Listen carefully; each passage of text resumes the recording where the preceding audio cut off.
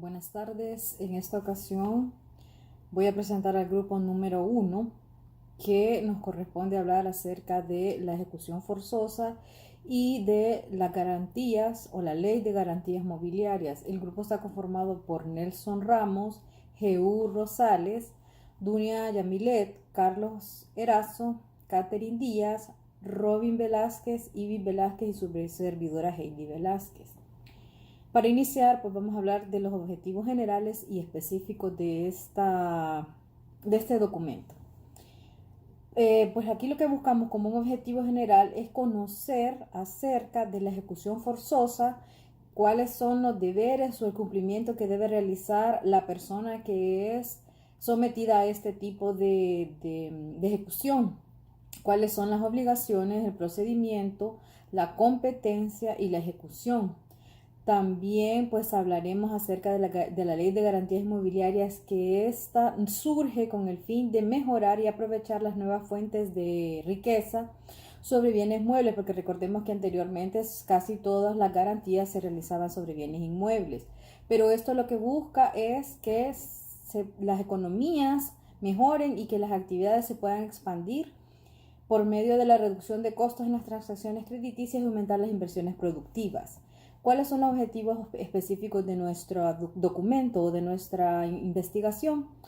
Pues identificar en qué consiste la ejecución forzosa, el procedimiento y las obligaciones adquiridas y los requisitos de ejecución de la misma, bajo la norma jurídica de nuestro país.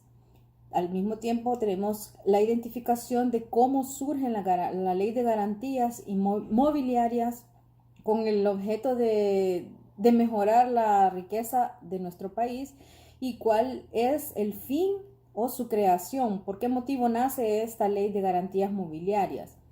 También pues en este informe presentaremos algunos ejemplos relacionados con los dos actos que se llevan a cabo, que es la ejecución forzosa y la ley de garantías mobiliarias. Para iniciar, pues vamos a decir que es la ejecución forzosa y es el conjunto de actos procesales encaminados a la prestación reconocida de un título ejecutivo. Recordemos que la ejecución forzosa nace de una sentencia previa que ha hecho el juzgado, ya sea de letras o de paz.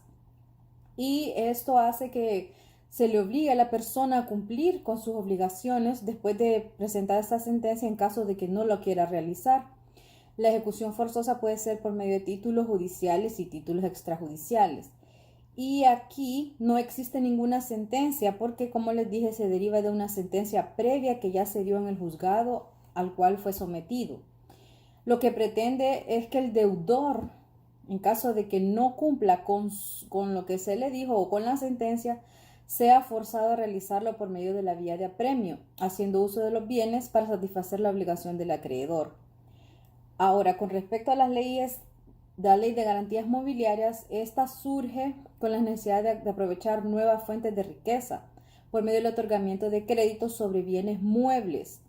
Cuando hablamos de bienes muebles, hablamos de vehículos, de maquinarias, de aviones, de cualquier bien que sea mueble y que se pueda dar una garantía para poder obtener un crédito de la misma. Y esto permite fomentar y expandir las actividades económicas. Uno de los aspectos que permite esta ley es que los micro, pequeña y mediana empresa puedan construir o puedan contribuir a la economía del país generando empleo por medio de estos créditos y que permitan que la economía vaya mejorando cada día. Yo les voy a hablar acerca de los requisitos de la ejecución forzosa.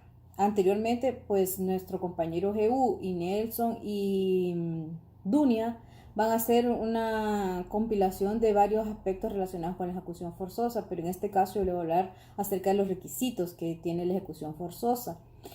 Pues esta inicia mediante una demanda a instancia del ejecutante y esto lo hace por medio de un título de ejecución y se debe especificar la tutela que se pretende. Además, el proceso se da a conocer por el cumplimiento del deudor y para esto se deben de cumplir los siguientes requisitos. Lo primero es que deben de existir las partes del proceso de la ejecución forzosa y en estos cuales intervienen, pues la persona a la que se le está solicitando o mandando a hacer la ejecución. ya sea contra una o varias personas.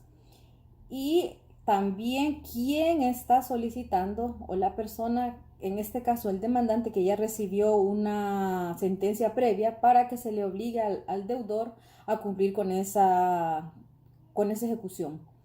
La segunda es la solicitud de admisión de la ejecución forzosa, y los documentos pues los podemos ver en el artículo 758, en cómo debe ser esta y qué documentos deben acompañarlo.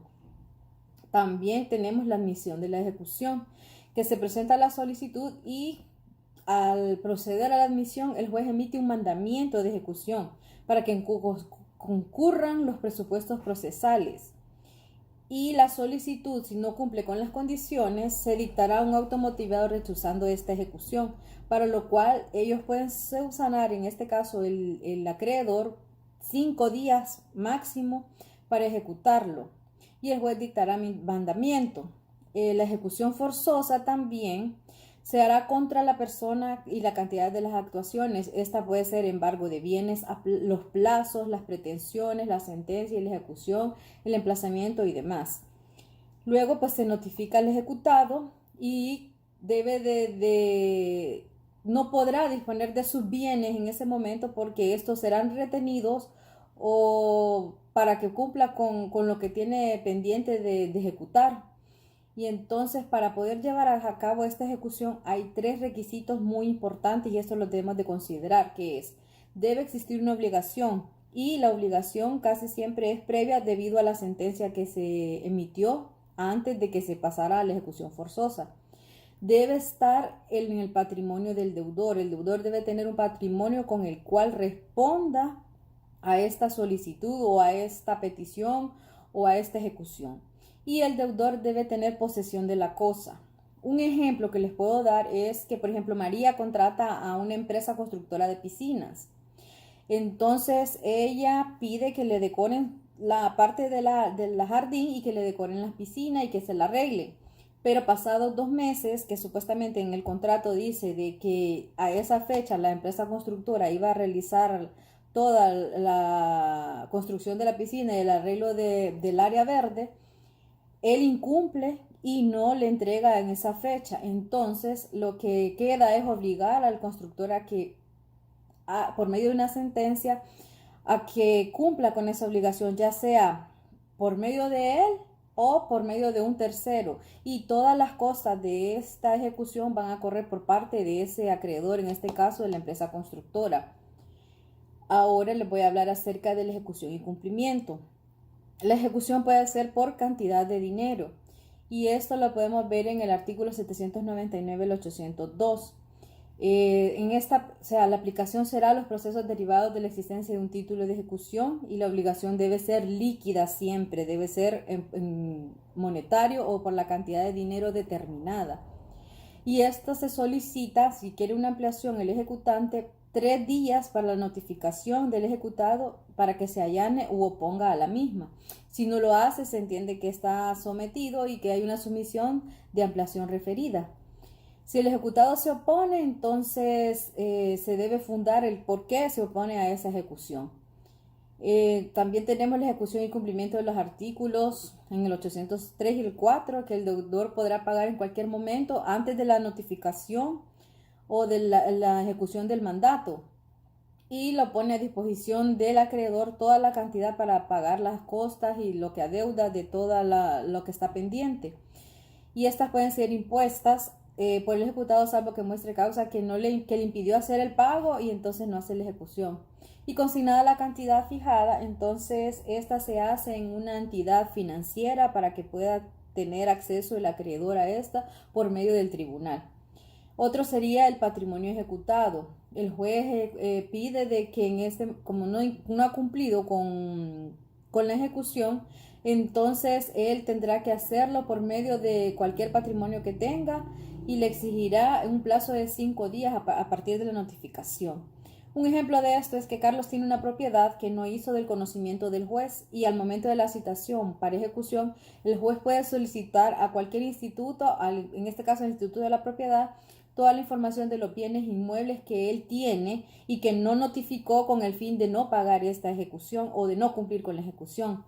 Si las entidades no lo hacen, y no colaboran con la solicitud del juez, entonces se le hace una multa de 1 medio a 3 salarios mínimos. Y los bienes enajenados no pueden cumplir con la totalidad de la deuda, entonces se buscan otros bienes que existan o que tenga el obligado. De ahí tenemos la obligación de entrega de cosas genéricas, y esto es que implica la obligación al ejecutante para pedir que se ponga en posesión las cosas debidas o que se sustituya por lo que está obligado a hacer el acreedor. El deudor. La liquidación de daños y perjuicios, pues en este caso se hace por una solicitud escrita solicitando, valga la redundancia, el detalle del importe y copia a la persona ejecutada en un plazo de 10 días para que conteste conforme el caso sea. Y lo último que tenemos es un requerimiento de pago, que esta es un mandamiento de ejecución que se le hace al deudor, y en este caso al hipotecante o no deudor o a un tercer poseedor del demandado, y se acredita la realización efectiva por un plazo máximo de 3 meses anteriores a la demanda.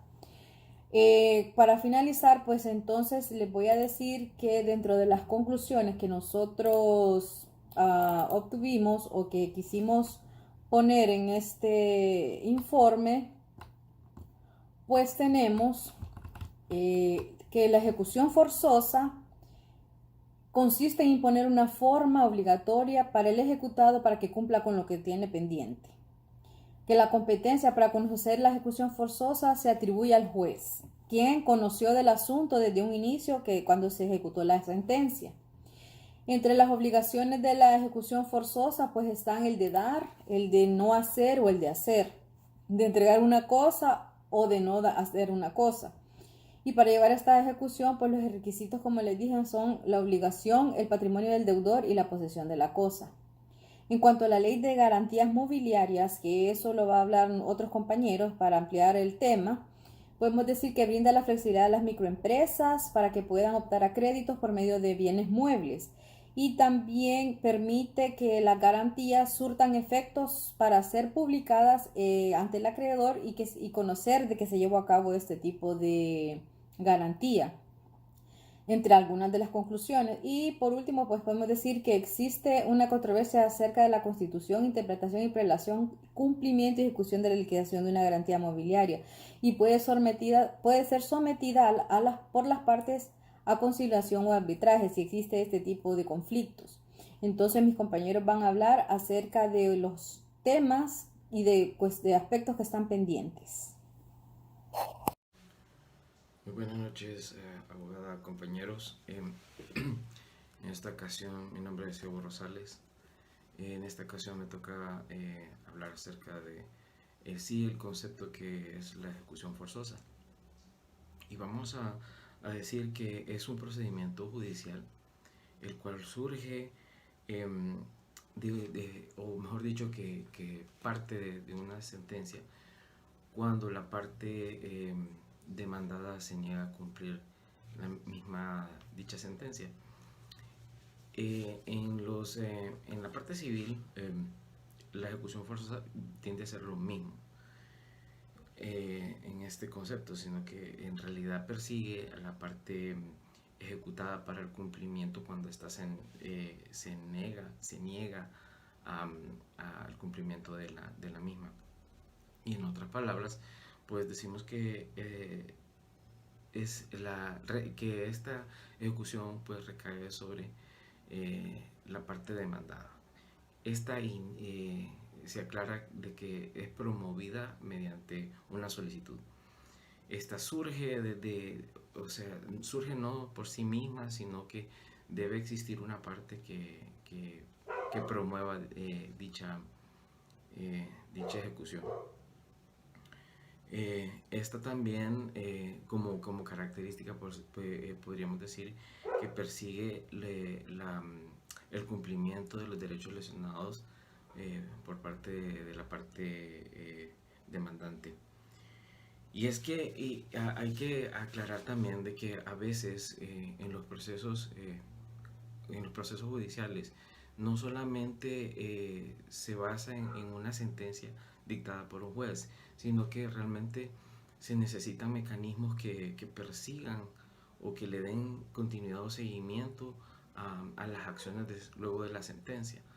Porque al finalizar una demanda, podríamos decirlo así, el juez dictamina la sentencia y necesitamos un mecanismo que le dé continuidad y seguimiento a estos juicios. Un ejemplo de una demanda de ejecución forzosa podríamos decirlo que podría ser también una demanda de, una demanda de ejecución forzosa a título extrajudicial. Esta misma demanda, pues, como todas, cumple con todos los requisitos.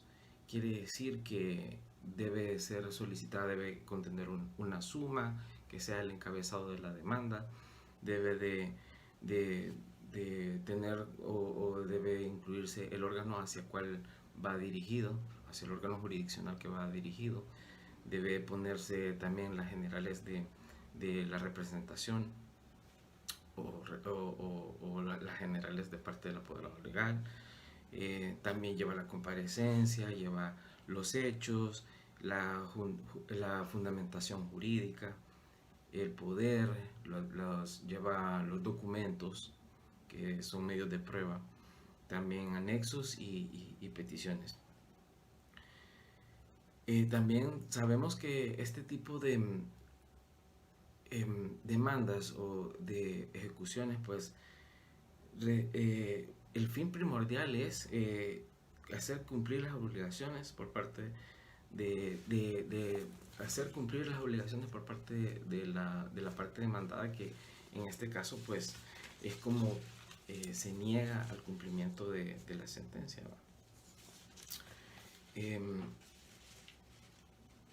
Ese es un derecho a la ejecución forzosa. Y luego vamos a hablar acerca de dónde nace el derecho de la ejecución forzosa. Y pues ya lo vemos nosotros en la Constitución de la República. Y hacemos mención del del artículo 304 de la Constitución, en donde delega el derecho hacia los órganos jurisdiccionales que tienen el deber de juzgar y ejecutar, ¿cómo se llama? Lo juzgado. Es aquí donde nace el derecho hacia las partes para poder exigir el mismo. Es aquí donde nace, según la Constitución de la República. En nuestro Código Procesal, pues vemos reflejado en sí lo que es la ejecución forzosa a partir de el capítulo 742 del Código Procesal Civil hasta el 467, si no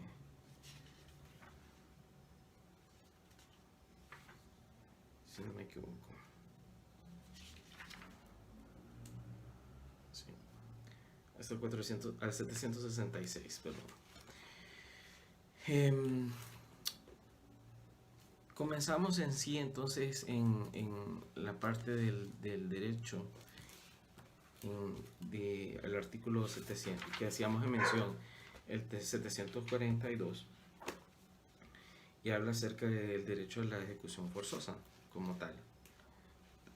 Dice que es un derecho que tiene meramente la parte litigante, el cual se ha obtenido mediante sentencia, o sea, vuelve otra vez en sí a lo que es la base del concepto del mismo. Luego habla acerca de que es muy puntual y habla sobre, en el numeral 2, habla sobre las figuras que no solamente se ejecutan para títulos judiciales, sino que también existen los títulos extrajudiciales. Hay que dejar claro que estos procesos pues inician como sus características de ser como tal, inician a petición de una parte, y que otro podría ser otra cualidad es que el juez controla o modula toda esta parte del juicio. Y lo otro es que es una actividad sustantiva, que quiere decir que únicamente se acciona cuando la parte demandada pues se niega a cumplir de manera voluntaria las obligaciones, ¿verdad? Entonces, es una característica típica de la ejecución forzosa, como su palabra lo dice, es hacer que estas personas pues cumplan cuando se niegan a hacer cumplir a las personas cuando no existe la voluntad de cumplir con las obligaciones. Luego tenemos en el artículo 747 acerca de la competencia y explica que en realidad compete al juez que conoció la causa desde que comenzó la demanda. Es el mismo juez que conoce pues todas los valores que trae la demanda desde su inicio. Y otro punto, hace otro punto importante que menciona es acerca que independientemente de que el logro o el fin de la ejecución forzosa se logre a través de una apelación, no es la Corte de Apelaciones la que la ejecuta, sino que retorna y regresa nuevamente donde el juez que conoció la causa. En el próximo, otro capítulo que es importante mencionar acerca de este proceso son las partes. Se entiende que las partes son la parte demandada, el demandante. Muchas veces o en algunos procesos pues involucra hacia terceros. Por ejemplo, en este mismo ejemplo de la demanda de ejecución forzosa a título extrajudicial, a través de los hechos y las narraciones habla acerca de que existen lo que son de qué manera afecta a terceros. Pues podríamos hablar en el caso de un fiador solidario, que cuando en un caso puntual es cuando no existe el cumplimiento de los pagos de las letras de un préstamo otorgado, existe en esta figura hubo un fiador solidario y él es como un representante. Entonces el código habla acerca de que esas obligaciones pueden perseguir a los terceros. Y precisamente en ese ejemplo de esa misma demanda, pues ciertamente está la parte que se menciona, la parte deudora, que es la demandada, y también alcanza la parte la que sirvió como garantía, tal vez como respaldo, ¿verdad? Que es el fiador solidario, que es en sí esa figura, que existe esa figura así para como tal, y pues entonces en este tipo de demandas de ejecución forzosa también son alcanzados. Luego tenemos en el capítulo 757 cuál es el del capítulo 700, del artículo 757 al 762 explica cuál es el procedimiento a seguir para esta ejecución forzosa, ¿va? Y comenzamos por la solicitud. Vamos a referir al 757 del Código Procesal Penal y se refiere a la solicitud de ejecución, cómo va acerca de la demanda. El 758, el artículo que le sigue, son los documentos que se deben acompañar. Estos pueden ser, por ejemplo, aparte de la demanda, pueden ser la copia de los carnets de los representantes, en este caso. Puede ser también el poder, puede ser también una parte toral, ¿verdad? Que es importante, es el original del convenio del crédito, refiriéndose al ejemplo que le he estado poniendo, que es la ejecución forzosa de título extrajudicial. Y también podrían ser la copia de las demandas probada por los demandados. Recordemos que esta acción surge de la negación de la parte demandada que no ha cumplido después de la sentencia. Y bueno, ya el 759 nos narra acerca de cómo se admite la ejecución. Luego la notificación de la notificación que se le hace al ejecutado y cuáles son los efectos que causa en el ejecutado. Estos son los principios o los requisitos que se necesitan en base a como inicio de la demanda y como lo que cubre todo el proceso de presentación de la misma. Esta ha sido mi participación y pues le deseo la palabra a mi compañero.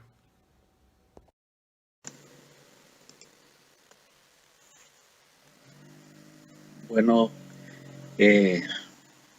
mi nombre es Nelson Ramos y mi participación es respecto a la oposición y a la suspensión de la ejecución forzosa. Como todos sabemos y visto en clase, los títulos de ejecución son judiciales y extrajudiciales. Entonces, vamos a ver primeramente los títulos judiciales y cómo se puede oponer a la ejecución forzosa. El artículo 763 que nos habla de la oposición a la ejecución y menciona los motivos, ¿verdad?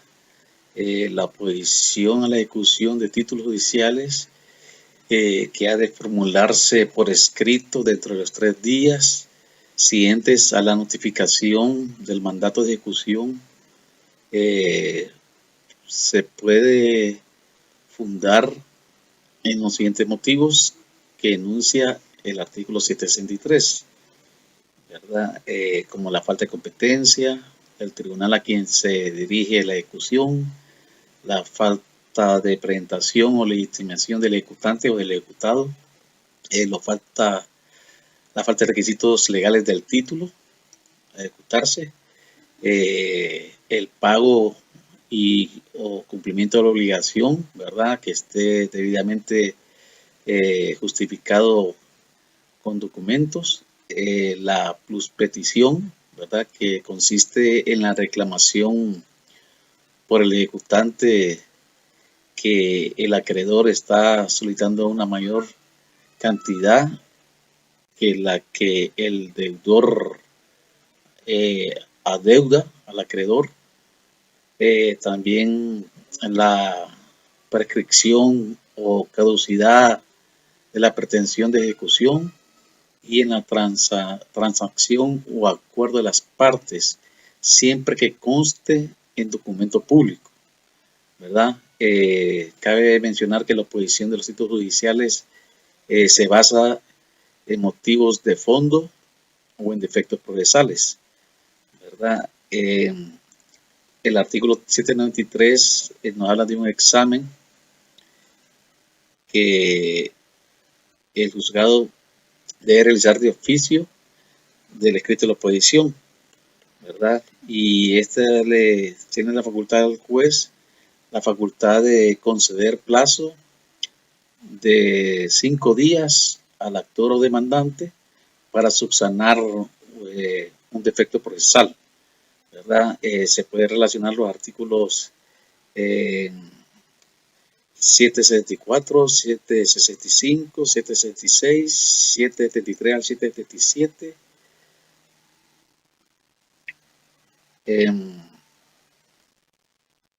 775 del CPC, ¿verdad?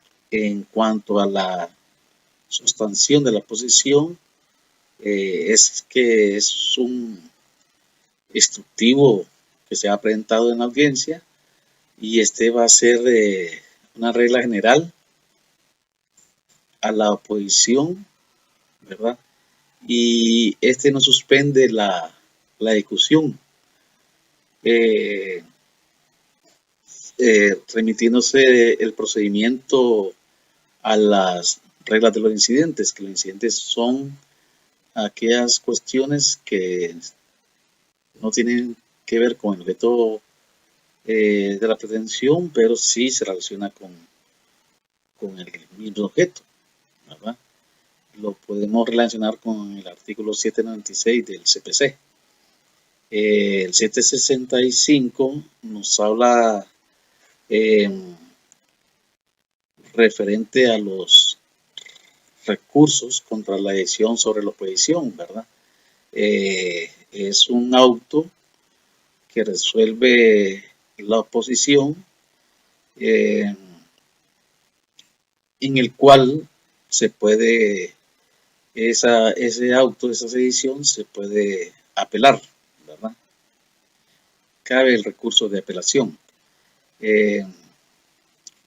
Pero solo va a ser beneficiado dicho recurso del efecto dilutivo, ¿va? Que los efectos dilutivos son el recurso de apelación y de casación, ¿verdad? En este caso, si el juez desestima el escrito de posición, en este caso que es el predicado, el ejecutado, va a interponer el recurso de apelación, y cuando el juez estime la posición, en este caso le afecta al ejecutante, ¿verdad? Que habrá de interponer también el recurso de apelación, y el juez lo acordará si el ejecutante presenta una fianza o caución suficiente para garantizar la indemnización de los daños y perjuicios que se causaren al ejecutado. En el artículo 766 del CPC nos habla de la oposición a concretas actuaciones ejecutivas, ¿verdad?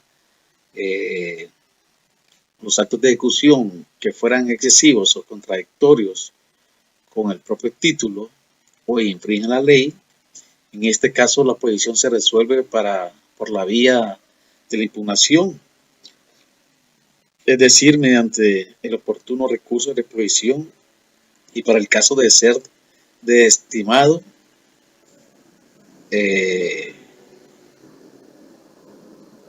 ese recurso también sirve para establecer la posibilidad de presentar el escrito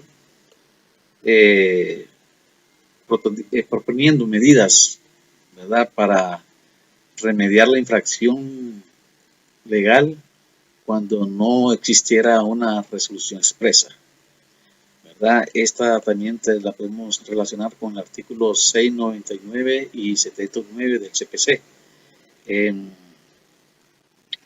Ahora vamos a hablar lo que es la suspensión de la ejecución forzosa, ¿verdad? El artículo 767 del CPC nos habla sobre la suspensión de la ejecución, ¿verdad?, que es una regla general, ¿verdad?, que si se suspendiera la ejecución en los casos en que la ley lo establezca de modo expreso o lo acuerdan todas las partes que están en litigio. En este caso sería el ejecutado, el ejecutante y el ejecutado. Esto lo podemos fundar en el artículo 49, ¿verdad?, que se suspende la ejecución por prejudicialidad penal, ¿verdad? Y el artículo 168 también, que es la suspensión de actuaciones por acuerdo de las partes. Las causas de suspensión de la ejecución pueden mencionarse, las siguientes, ¿verdad? Cuando se interpone el recurso de revisión, ¿verdad?, que de acuerdo con lo visto en los artículos 103, 104 y 105, de la ley constitucional. En el primero se observará la ejecución cuando se estime la revisión de la sentencia y se anule o rescinda la sentencia dictada en rebeldía y esta sea absolutoria del demandado. Otra causal sería la anulación de la sentencia firme de condena al rebelde, pero solo en el caso de que la sentencia dictada en proceso posterior, o sea, en el proceso más adelante, se dicte una sentencia absolutoria para el demandado.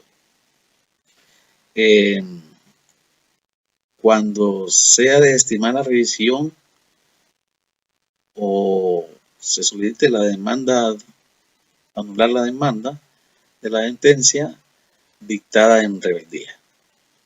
Otra causa es cuando se interpone también un recurso ordinario contra actuaciones ejecutivas concretas.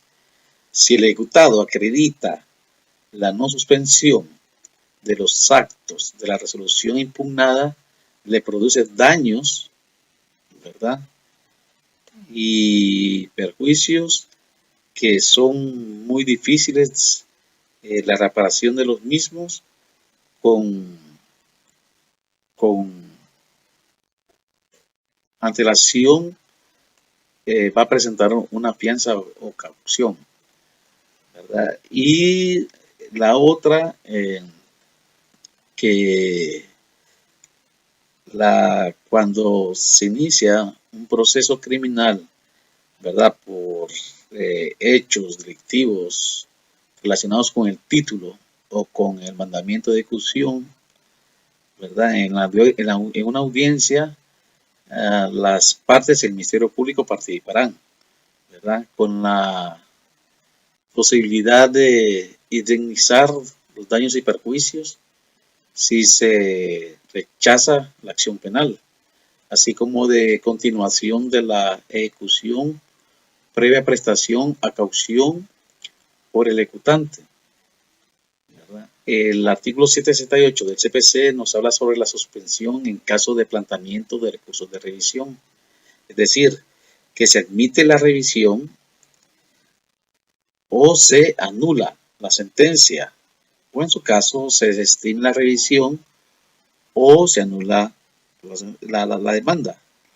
En el primero, pues se va a dar un sobreseimiento a la ejecución cuando se estime la revisión de la sentencia o cuando se anula la sentencia también dictada en rebeldía y esta sea absolutoria del demandado. El artículo 769 nos habla sobre la suspensión de casos de audiencia al rebelde.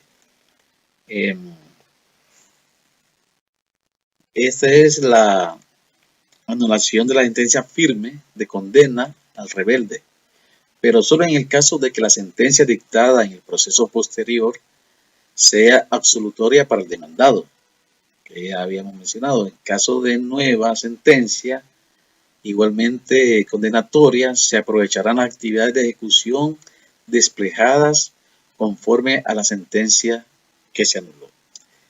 Y para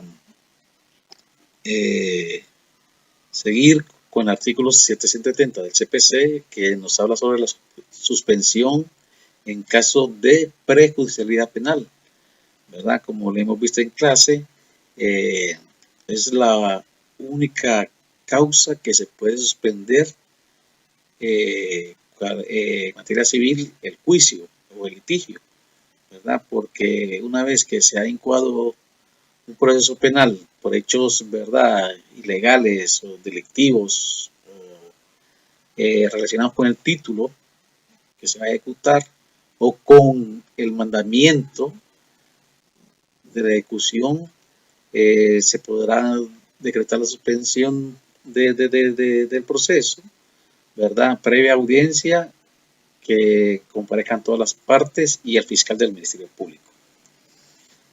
También cabe señalar que el ejecutante podrá evitar la suspensión presentando una fianza o coacción, ¿verdad?, que sea suficiente eh, al juez, ¿verdad?, para que ésta responda de lo que usted tenga, pues, y que se paguen los daños y perjuicios causados al ejecutado, ¿verdad?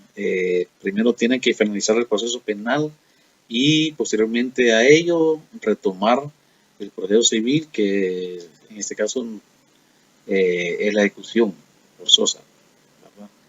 Y también decretar la suspensión si el proceso penal finaliza por un auto de sobreseimiento o sentencia, ¿verdad?, que declare que no existe cualquier hecho delictivo o ilícito, ¿verdad? Se anullará la ejecución y el ejecutante podrá pedir la indemnización de los daños y perjuicios causados por esta suspensión que se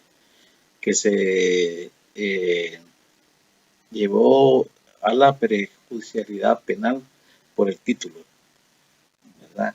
En resumen, la oposición y la ejecución pues está regulada en el Código Procesal Civil, ¿verdad? Y esto se da muy comúnmente porque en este caso el ejecutante, que es el acreedor, el fin final del mismo es satisfacer la obligación, ¿verdad?, del acreedor, ¿verdad? Y también dice el artículo 763 que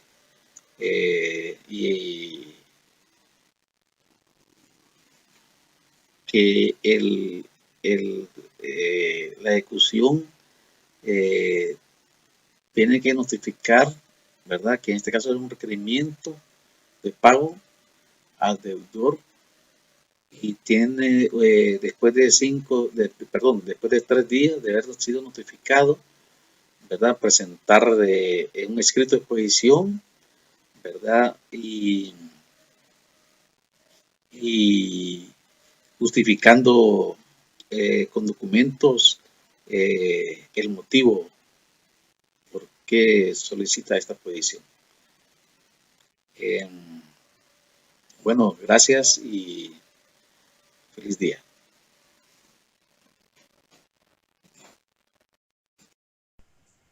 Buenas, mi nombre es Dunia Yamilet Jiménez Munguía.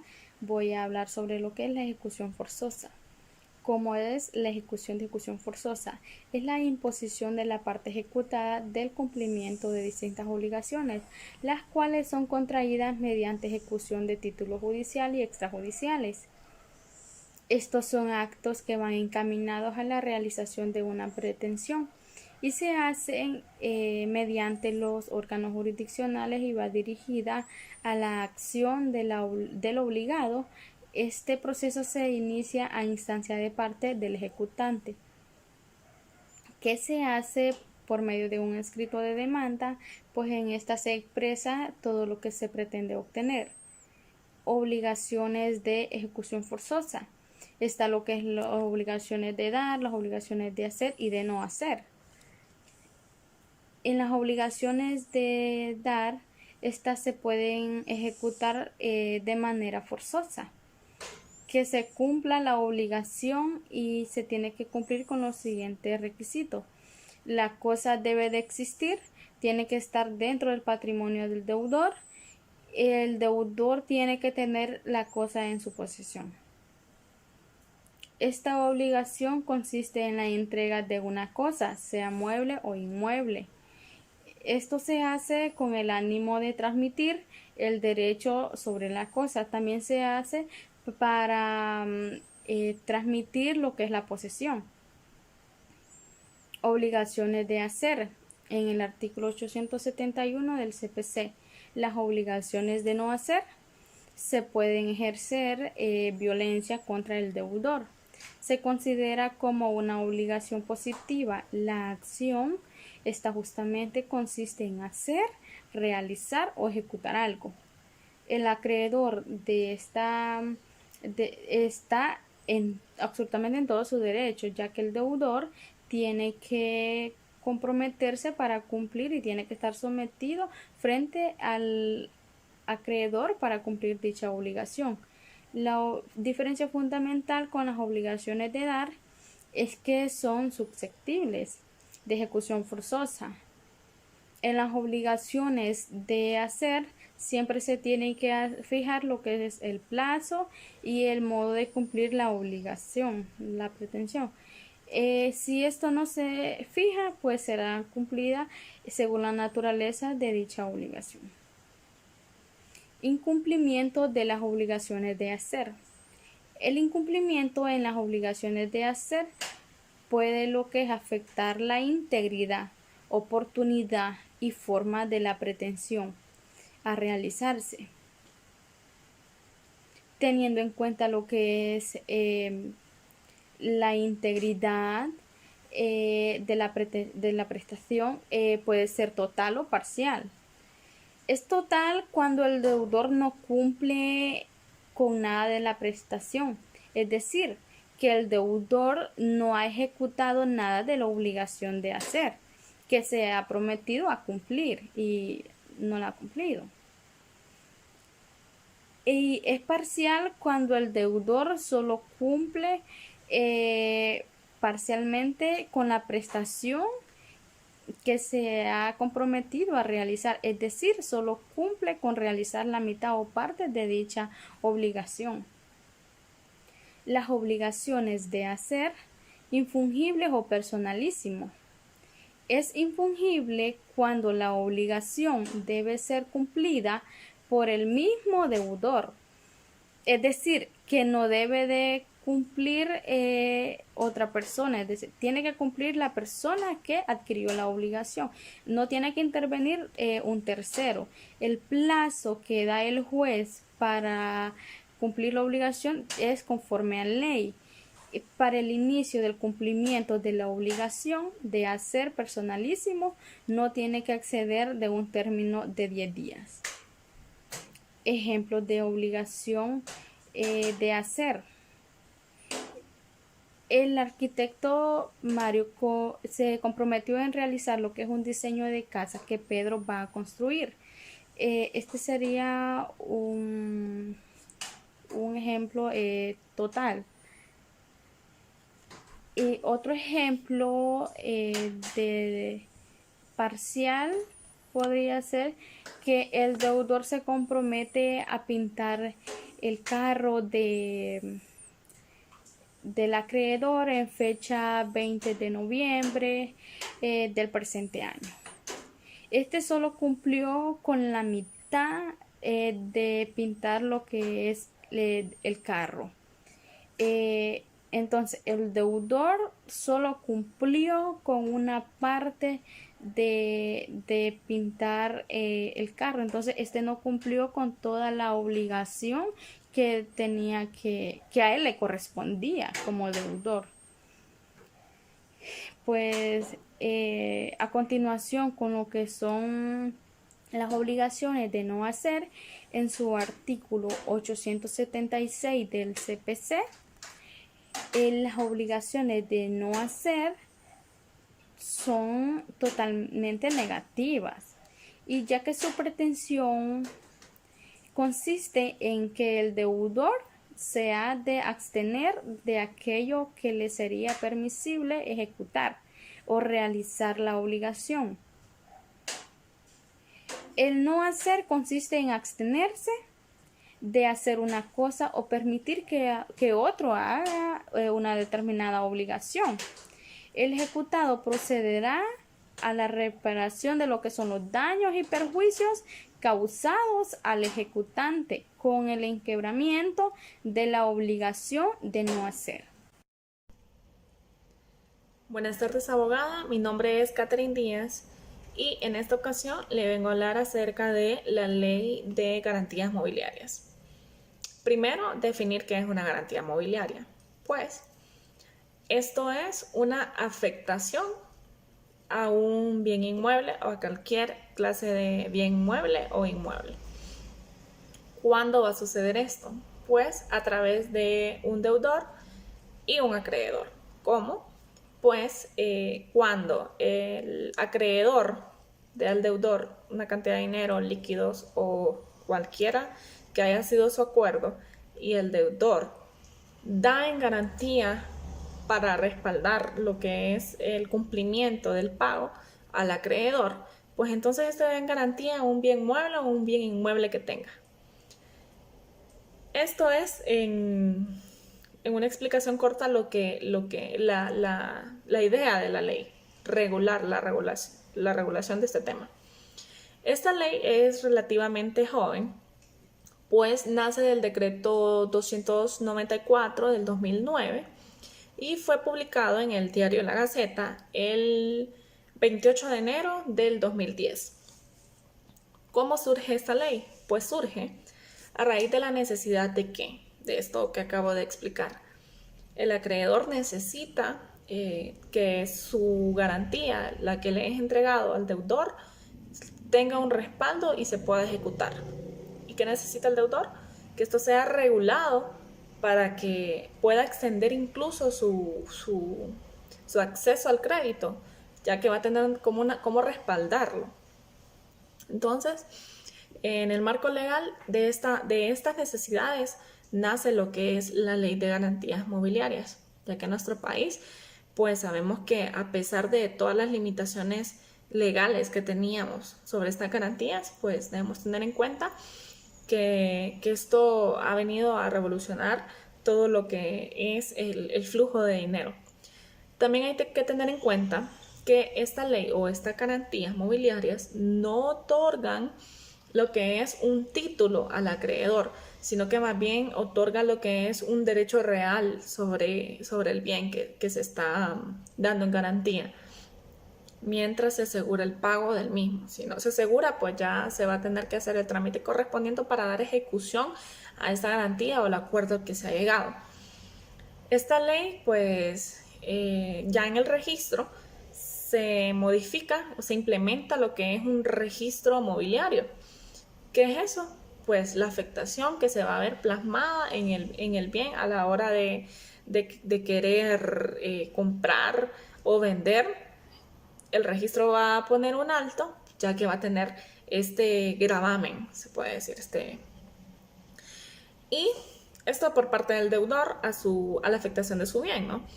¿Y qué da al acreedor? Pues le da la garantía de que ese bien no se va a mover de ahí, no se va a cambiar de dueño, el deudor no lo va a poder vender, el deudor no le va a poder hacer nada porque va a tener esta afectación, porque tiene que cumplir lo que es una obligación que hayan llegado entre las partes, porque también se va a inscribir lo que es el convenio o el contrato, el acuerdo en el que ellos hayan llegado, se va a inscribir y también se va a adjuntar y se va a crear lo que es este registro mobiliario, ¿no?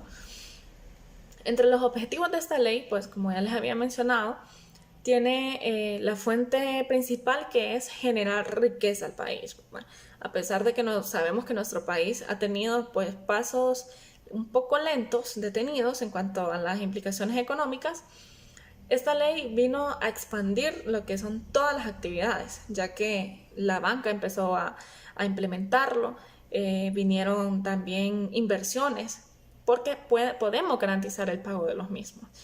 La aplicación de esta ley pues será aplicable en el marco de toda nuestra legislación. Esta ley también permite que cualquier persona pueda gravar cualquier bien que tenga, siempre cumpliendo los estándares, ¿verdad? Que sea capaz, que el bien sea propio, que estén en acuerdo con lo que es el acreedor y pues que como les digo, al acreedor pues la parte de la eficacia, que esto pueda ser real y que ellos puedan sentirse seguros al dar cierto acuerdo al que hayan llegado, se le va a retornar. Bueno, esto en una pequeña explicación, en una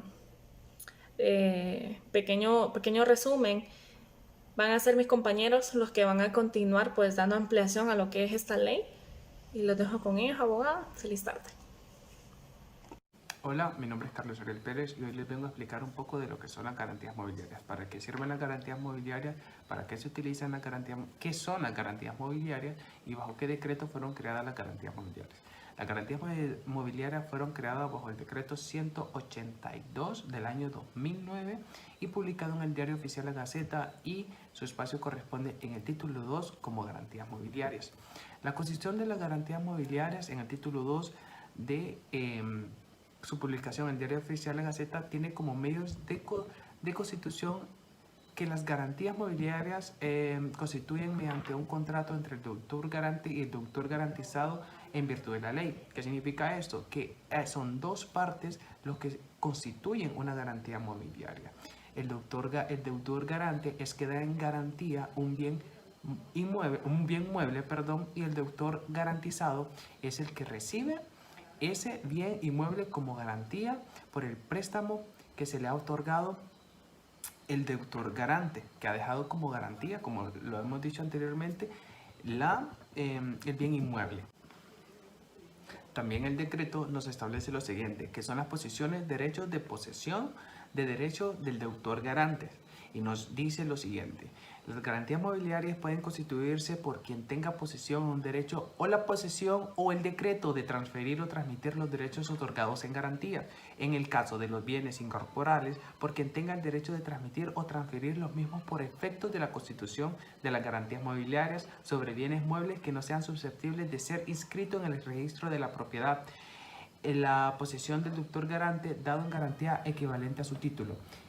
Básicamente nos dice que el bien que fue dado en garantía por el deudor garante tiene que estar libre de gravámenes para poder ejecutarlo en un caso de incumplimiento del régimen de la garantía mobiliaria. Cobra especial importancia al transcurrir el tiempo y ya hacerse costumbre en el mercado el acceso al crédito.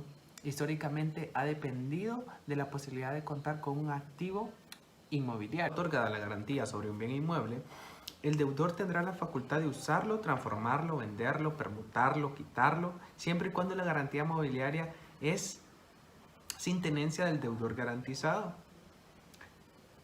y el deudor realice sus actividades del giro ordinario de sus negocios por parte al acreedor garantizado, y solo podrá usar bienes de objeto y de garantía dentro de las especificaciones de la garantía siempre y cuando los mismos se encuentren bajo su tenencia, custodia y cuidado. Así, las garantías mobiliarias benefician a los acreedores, permitirles tener la seguridad de sus obligaciones están siendo respaldadas, ofreciendo simplicidad y la constitución, oponibilidad de prelación y ejecutabilidad de las mismas. Las garantías mobiliarias son una situación que ha sufrido modificaciones a través del tiempo, tanto así que no la encontramos explícitamente en el Código Civil. Las garantías mobiliarias, básicamente, como se ha venido mencionando, es como una especie de hipoteca sobre bienes muebles, no inmuebles, bienes muebles. Ejemplo claro sobre las garantías mobiliarias, no es un tema muy complejo que se diga. No lo encontramos en el Código Civil regulado, pero sí hay unas leyes especializadas que lo regulan. En este caso nos encontramos con el decreto, ¿no?, del 2019 y publicado en el Diario Oficial La Gaceta. Pero ponemos un ejemplo súper claro. Usted viene y le pide prestado una cierta cantidad de dinero a Juan Pérez. Juan Pérez le presta el dinero, pero usted le da como respaldo una garantía mobiliaria, le da su vehículo de garantía. Al usted no poder pagar la deuda que tiene con el señor Pérez, usted viene y da su vehículo que dio como garantía mobiliaria. Y si no lo da, pues él tiene el derecho de ejecutarlo, de quitarle su bien, y con eso se entiende como que está pagada la deuda, ¿no? Y se evita ir a instancias legales, ir a un juicio por la situación planteada anteriormente, y la persona que le prestó el dinero queda satisfecha porque ya ejecutó su derecho, ¿no?, que tiene sobre el bien mueble que usted le dio como garantía. Entonces, de esa forma estamos bien y no hay necesidad de ir a una instancia legal, porque en la efectividad de la garantía del desplazamiento básicamente es un contrato en el que se realiza, como le dijimos anteriormente, entre dos personas, ¿verdad? Y al momento de no poder cumplir tu deuda, pues la instancia que recurre es dar el bien que dice como garantía mobiliaria. Y es un contrato que tiene efectividad desde el momento que se firma. Y los contratos están sujetos a derechos, y pues el derecho del acreedor garantizado es hacer cumplir la obligación que contrajiste en dicho contrato de garantías mobiliarias. Hola compañeros, en mi exposición del grupo número 1 me corresponde hablar acerca de 3 temas bien importantes que están dentro de lo que es la ley de garantías mobiliarias, ¿verdad? Que uno de los temas es el registro, otra es la prelación y el último es la ejecución de las garantías mobiliarias. Como registro, podemos decir que es un sistema de archivos que tiene que ver con el objeto de publicitar en formato electrónico los formularios de inscripción con los que contamos para poder registrar lo que son las garantías mobiliarias, ¿verdad? En esto también podemos escribir lo que, iniciar con la inscripción, después la modificación, la prórroga, la extinción y la ejecución de lo que son para efectos para terceros. Dentro de la ley, una de las partes bien importantes que encontramos es lo que es las características del registro, que son 5, ¿verdad? Dentro de lo que existe es, como parte importante, es el tema de que hay un formulario especial para este tema del registro, ¿verdad? También que es un registro automatizado. El formulario se tiene que presentar al registro en papel, ¿verdad? O en formato electrónico. Entonces son parte de las características. Otra parte bien importante que nosotros encontramos es, y lo voy a leer textualmente porque es muy importante, que es la legitimación para realizar la inscripción. Dice que desde que el documento en que se entrega que se crea la garantía mobiliaria al acreedor o a un tercero interesado está legitimado para inscribirla, ¿verdad? Bien importante. Ok, después hablamos de lo que es una parte del formulario, ¿verdad? El formulario tiene dentro de su componente, como el papel, ¿verdad? O la parte electrónica, tiene una serie de pasos, una serie de partes, que en este caso nosotros podemos contabilizar como 5, son bien importantes, ¿verdad? Para poder hacer la inscripción de la garantía mobiliaria. La vigencia de la inscripción son 5 años, prorrogables por periodos sucesivos de 5 años para poder estar realizando la misma inscripción. La administración de este registro corresponde a lo que es el registro mercantil de Francisco Morazán, en atención al artículo 28 de la Ley de Propiedad, decreto 82-2004, ¿verdad? Es bien importante comentar que el acceso al registro para lo que es la inscripción y búsqueda de la información de los registros que nosotros tenemos de las garantías, permitirá el acceso por medio de documentos, papel o de manera electrónica. O sea, hay de las dos maneras, o sea, por medio de papel, ¿verdad? O sea, físicamente que uno va al lugar, o por medio de la parte electrónica, que nosotros usamos páginas ya actualmente como medios para esto. Les voy a comentar que, por ejemplo, en cada una de estas partes que voy a exponer, voy a dar ejemplos. En este caso voy a dar un ejemplo bien interesante, ¿verdad? El ejemplo del registro, por ejemplo, es aquella persona que pone de garantía su tierra para un préstamo, para un producto para la siembra, por ejemplo, ¿verdad? Debe registrar la tierra libre de gravamen como garantía. Ejemplo se da mucho en este caso, como lo que comento yo, es en el campo, ¿verdad? Que el campesino, que posee a veces muchas grandes propiedades o grandes extensiones de tierra, tiene esa capacidad de poder poner en garantía e inscribir esta, ¿verdad? Con el formulario, con los pasos que yo les comentaba, que están dentro de la ley de garantía, para poder poner esto hacia un banco, ¿verdad? O a otro tipo, o una cooperativa, y que esto la puede inscribir como la garantía para el dinero que necesita o algún recurso para lo que es la siembra de su tierra, ¿verdad? Ahora, dentro de la siguiente parte de mi exposición me toca hablar de lo que es las reglas de prelación.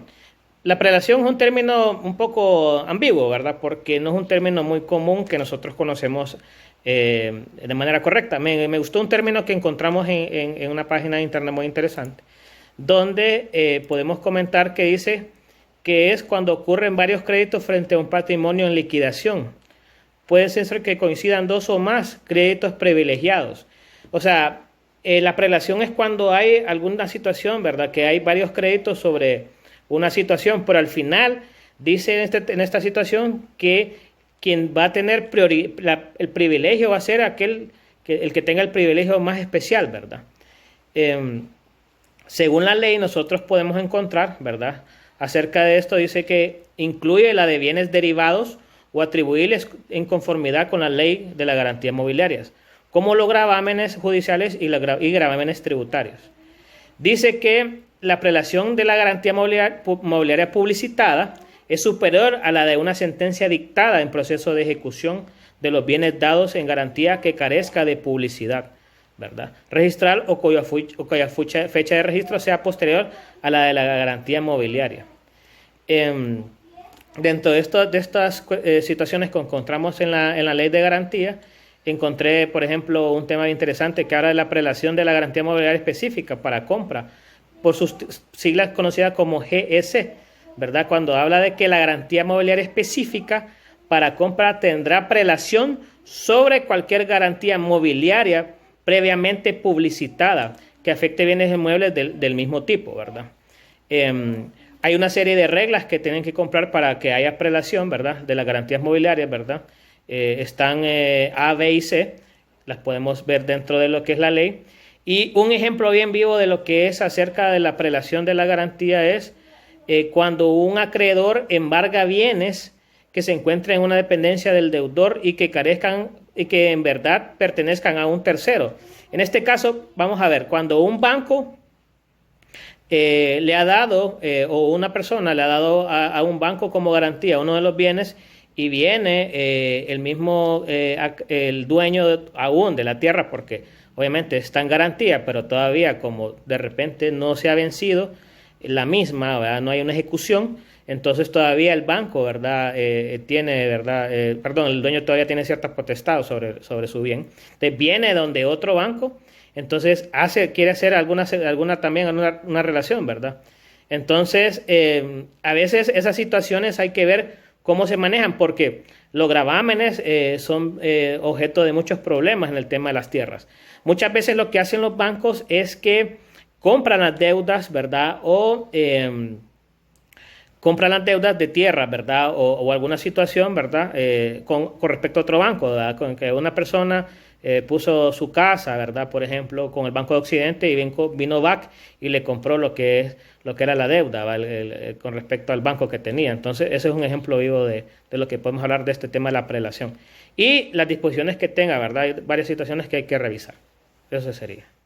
Ok, con respecto a lo que es el tercer y último tema que me corresponde, habla acerca de lo que es la ejecución de las garantías mobiliarias. Mire, las garantías mobiliarias se ejecutan normalmente porque el deudor, ¿verdad? Aquel que hizo el pacto con lo que es el ente, ¿verdad? Con el cual puso garantía su bien, no puede pagar, entonces viene la situación de la ejecución. ¿Por qué? Porque los bancos u otros no están dispuestos a perder su dinero, ¿verdad? Que se le otorgó a la persona, ¿verdad? Dentro de la ley de garantías mobiliarias podemos ver que hay una situación bien importante que habla de los principios y reglas generales para la ejecución de la garantía mobiliaria. Esta habla de tres situaciones bien importantes, que habla que si el acreedor dice garantizado tiene el control del objeto, de los bienes objeto de la garantía mobiliaria, o si existe un mandato irrevocable. Esa es una regla bien importante para que se pueda ejecutar. Dice que después que el acreedor garantizado podrá apropiarse directamente, ¿verdad? O reposeer los bienes garantizadores cuando éste haya sido pactado, es lo que le decía del tema de los bancos, porque pacta la persona, ¿verdad? Con el banco que pone en garantía su bien, ¿verdad? Para un dinero o una situación ahí. Y la tercera dice que fuera de los supuestos previstos en los dos párrafos anteriores, que en el 1 y el 2 que le mencionaba, se podrá pedir la ejecución judicial, ¿verdad? Cuando hablamos, por ejemplo, en el tema del CPC, de los títulos ejecutivos, ¿verdad? En aquellos casos en donde sí se haya acordado, pero en todo caso, la oposición a la ejecución solo podría fundarse en otras situaciones que podemos ver, ¿verdad? En este tema bien importante e interesante lo que es la ejecución. Para lo que es la ejecución, obviamente se puede oponer la persona, ¿verdad? Hay un trámite, una tramitología que se puede poner a lo que es la ejecución de la garantía mobiliaria, porque nadie quiere perder sus bienes, ¿verdad? Después de esto, que hablamos de las reglas generales para lo que es la ejecución, hay un procedimiento para lo que es la ejecución. Entonces dice que un acreedor garantizado efectuará, ¿verdad?, la inscripción de un formulario registral de ejecución en el registro y enviará copia al deudor garante. O sea, el banco mandará un formulario al registro de lo que es la ejecución y le dará la copia a la persona, al deudor, ¿verdad? La persona que puso en garantía su bien, ¿verdad? Dice cuando esta persona, cuando este sea distinto al deudor garante. Bueno, obviamente lo que habla es a la persona que realmente, la persona que debe, ¿verdad? Dice que el formulario contendrá cinco situaciones específicas dentro del formulario, que por ejemplo una dice que indicación del número de inscripción, en el IP, ¿verdad?, identificación, el RTN, varios documentos, obviamente, y lo más importante es la cantidad, la deuda que se tiene, ¿verdad? Cuánto es el contrato en el que está establecido un contrato original y cuánto es la deuda, porque obviamente es la pretensión que se requiere. Ahí habla acerca de plazos y excepciones, pactos de procedimientos especiales. Esto estoy leyendo acerca de lo que es la ley de garantías mobiliarias, el tema de la ejecución de las garantías, ¿verdad? Después hay un tema muy importante que me pareció muy interesante, que habla del derecho a la terminación de la ejecución. Dice que en cualquier momento, antes de que el acreedor garantizado, o sea, el banco, disponga de los bienes en garantía del deudor, así como de cualquier otra persona interesada, tienen el derecho a terminar los procedimientos de ejecución, ya sea una o dos cosas: pagando el monto adeudado, o sea, si yo pago, ¿verdad?, entonces el banco no me quitaría mi situación, y si la obligación es pagadera en cuotas, o sea, puedo llegar a algún tipo de arreglo para poder cancelar de una manera, ¿cómo se llama?, más acelerada, lo que es eso puede ser un motivo. Los bancos, nosotros nos fijamos que nos dan algunas alternativas de pago, porque al final a ellos no les interesa tener los activos, eso para ellos es una gran carga, porque el mantenimiento que se les puede dar más adelante. Después habla un tema de las ventas de los bienes garantizadores. Obviamente los bancos ponen después a disposición lo que son los activos eventuales de venta en los bancos, ¿verdad? Porque quieren recuperar. Y ustedes miramos casas, miramos terrenos, miramos carros, motos y situaciones que son muy comunes en los bancos, ¿verdad? Después habla acerca del mismo tema, ¿verdad?, de aplicación del producto de la venta de los bienes garantizados, de los efectos de los recursos judiciales, de otros temas bien importantes, ¿verdad?, de la cancelación de la inscripción, ¿verdad? Ojo, dice que el deudor garante que haya cumplido con todas sus obligaciones garantizadas con una garantía mobiliaria podrá solicitar al acreedor garantizado de dichas obligaciones la cancelación de la inscripción de la garantía mobiliaria. O sea, si yo pago, yo puedo perfectamente, el formulario que les comentaba anteriormente, solicitar que lo cancelen. Bueno, hablando de un ejemplo, es bien fácil, estos ejemplos bien comunes. Cuando el acreedor legalmente dice, procede contra un bien del deudor y este bien pasa al acreedor como garantía. Yo debo una casa, la saqué a 20 años, normalmente son los plazos que dan. No puedo pagar, ¿verdad? No puedo pagar, el banco viene, me da oportunidades y se cumplen los plazos y ellos hacen todo el procedimiento legal que corresponde y dentro de lo que está en el contrato.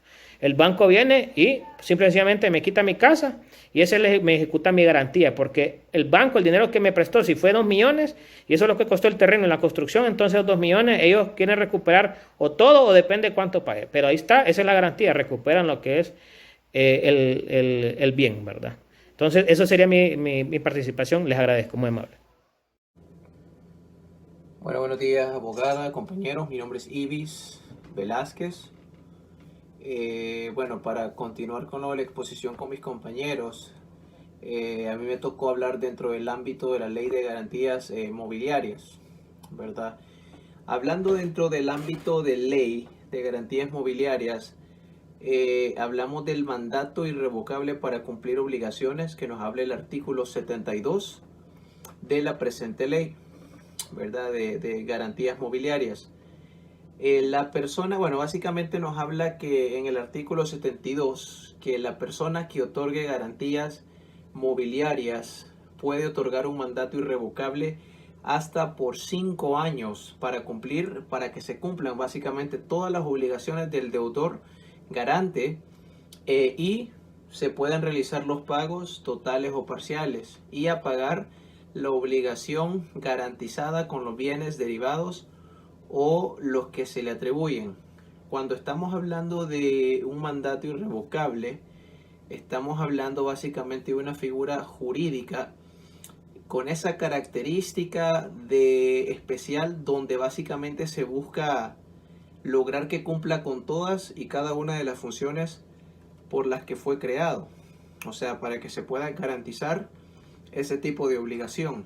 Ahora, ¿cómo se extingue el mandato irrevocable? Básicamente se extingue el mandato irrevocable para cumplir esas obligaciones, para enajenar bienes o realizar pagos mediante cesión de bienes. Solamente se extingue básicamente por 3 razones. La primera razón es el pago obviamente de la obligación garantizada. Obviamente cuando ya se cumple con la obligación ya no está esa responsabilidad. Número 2, básicamente por sentencia judicial o laudo arbitral firme que declare la invalidez del mismo. Y número 3, por la autorización del acreedor garantizado al deudor garante para que éste deje sin valor el mandato irrevocable. También hablamos de los medios alternativos para la resolución de disputas y subasta de bienes. En las disposiciones generales tenemos, por ejemplo, en el Código 75 nos habla de la solución alternativa de controversia, ¿verdad? Cuando hay una controversia que se suscite respecto a la constitución o interpretación, o también la prelación, el cumplimiento, ejecución y liquidación de una garantía mobiliaria puede ser sometida por las partes para que haya una conciliación conforme siempre a la legislación, ya sea nacional o tratados, convenios internacionales que se le aplican.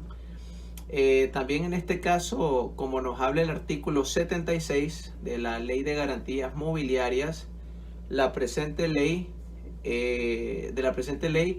hay algo más moderno que ahora se está dando, que es que ahora el registro puede operar y administrar sitios de internet para la venta o subasta electrónica de los bienes garantizadores.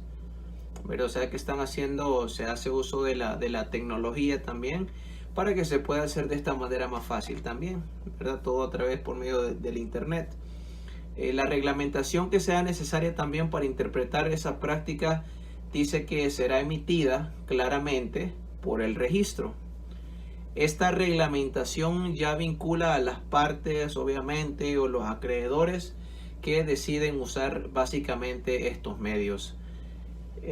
También, como hablando otro título, tenemos las disposiciones finales de esta misma, donde se habla de la jurisdicción y activos eventuales. Si nos vamos al artículo 78 de la presente ley de garantías mobiliarias, nos indica la selección del foro de la disputa.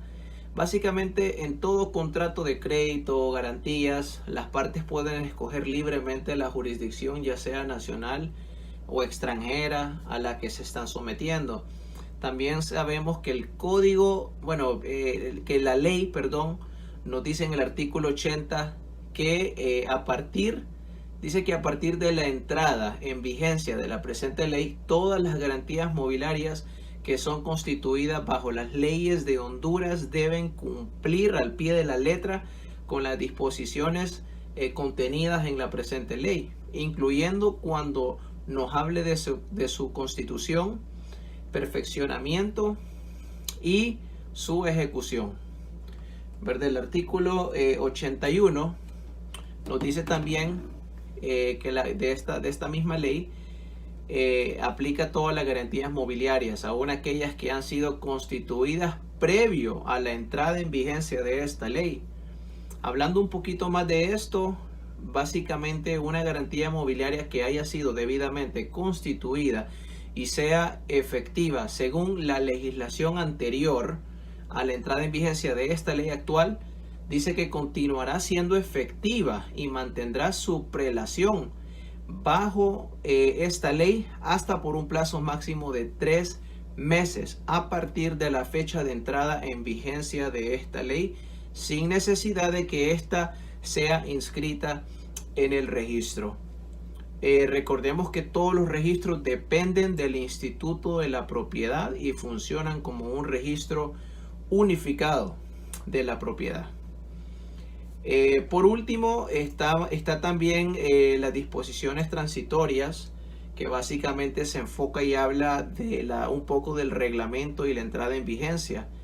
Esto, bueno, básicamente el artículo 85 de esta presente ley de garantías mobiliarias, que la autoridad corresponde, dice que debe aprobar el reglamento del registro y el registro debe comenzar a operar dentro de los 6 meses posteriores a la entrada en vigencia de esta ley.